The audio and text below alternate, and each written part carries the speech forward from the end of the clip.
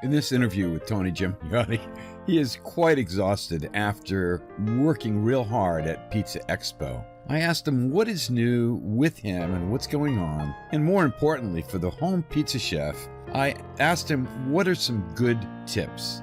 You might want to take notes because Tony shares some incredible information for the home pizza chef. I'll include all links to Tony's resources below this video. Here's Tony. Albert Grande here, pizzatherapy.com, legendsofpizza.com/blog, my new podcast, thepizzapodcast.com, with Tony Gemignani here at Pizza Expo. How you doing, Tony? Good, man. Last day, I'm pretty beat up. So every time I see you, you're very exhausted. You're pushing yourself too hard. Yeah, I look great on Sunday, and then you see me on Thursday. I'm a mess. So the Just for Men's kind of washing out. I'm getting gray. I'm tired. I'm losing my voice. What's new with Tony Gemignani and what's going on? Well, quite a few things. I am opening up several more Pizza Rocks in the next 5 years. We're rolling out about 20 in the next 5 years. So we've been looking in a lot of areas like LA and other parts of Nevada right now.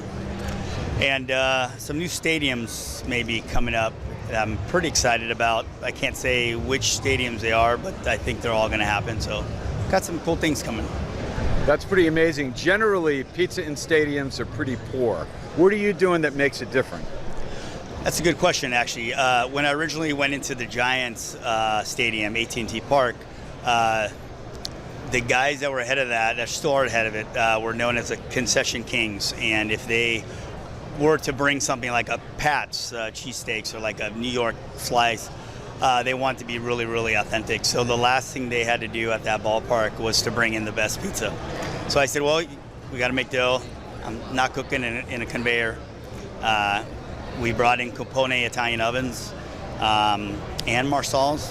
We make our dough at the location. I have a starter that's in the basement at that location. So everything is very hands-on.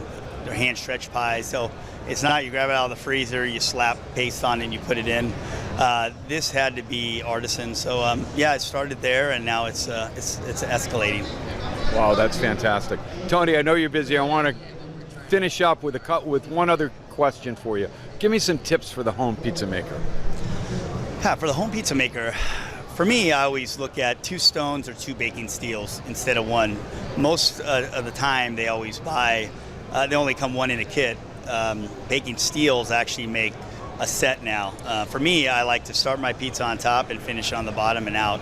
Anytime I'm cooking in a 500 or 525 degree oven, I always use a browning agent, honey, malt, sugar, 1 to 3% depending on the type or the flour that you're using.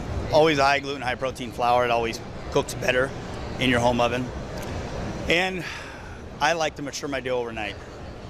I like a cold rise method. I don't make my dough and eat it now. It's much more flavorful and it's just easier to digest. Yeah. And remember your finishing ingredients. There's more ingredients that go on after the bake. A lot of home chefs think you got to pile it on before and then you have a soft, wet, soupy pizza.